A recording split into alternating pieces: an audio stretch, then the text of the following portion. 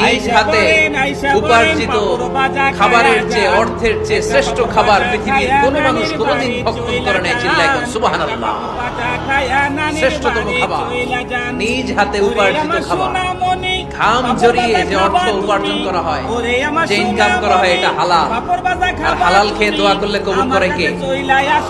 এজন্য খেটে খাওয়া মানুষ, শ্রমজীবী মানুষ আর মেহনতি মানুষদেরকে বিশ্বনবী খুব ভালোবাসেন।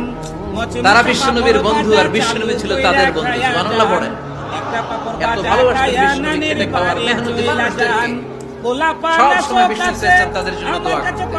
এজন্য যারা খেটে খায় তারা কপালওয়ালা, তারা মুস্তাজাবুদ দাওয়া। তারা কি? মুস্তাজাবুদ দাওয়া মানে এমন ব্যক্তি যে ব্যক্তি দোয়া করতে দেরি হয় কিন্তু দোয়া কবুল হতে দেরি হয়। আপনারা এখানে ব্যবসা করেন কে কে? দেখি তো হাত তুলে। ব্যবসা, মাশাআল্লাহ, অনেক ব্যবসায়ী আছে।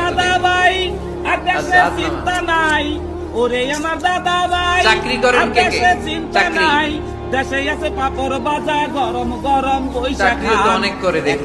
হাত নামান। খায়া নানির বাড়ি চইলা যান। প্রবাসী ছুটিতে দেশে আসছে, চালু কইরা খায়া যান। হুজুর আমি আছি কই? পাপড় বাজা খায়া আপনি নানির বাড়ি দেখতে আসছেন? চইলা যান। মাশাআল্লাহ। কোন দেশে থাকেন? সৌদি সৌদি আরব। আলহামদুলিল্লাহ। সৌদিতে ভাল লাগে নাকি সৌদি স্বপ্নের দেশ? খাটতে খাটতে জীবন শেষ। বাড়ি আমার বাসরা কান্দি, পোস্ট অফিস কান্দি। ইনশাআল্লাহ। ভাই আচ্ছা, ইউনিভার্সিটির স্টুডেন্ট আছে কারা কারা দেখি? বাড়ি চইলা যায়, মচমচা পাপড় বাজা চালু কইরা খায়া মাশাআল্লাহ। যান। আত্মামা ক্লাস 5 থেকে ইন্টারমিডিয়েট পর্যন্ত পড়াশোনা করতেছো অথবা দাখিল আলিম পর্যন্ত কারা কারা দেখি? মাশাআল্লাহ। হাত নামাও, হাত নামাও। একবারও যারা হাত তোলেন না এবার তারা হাত তোলেন। আমাদের বিভাগ কইরা দেছে। আপনারা কি করেন?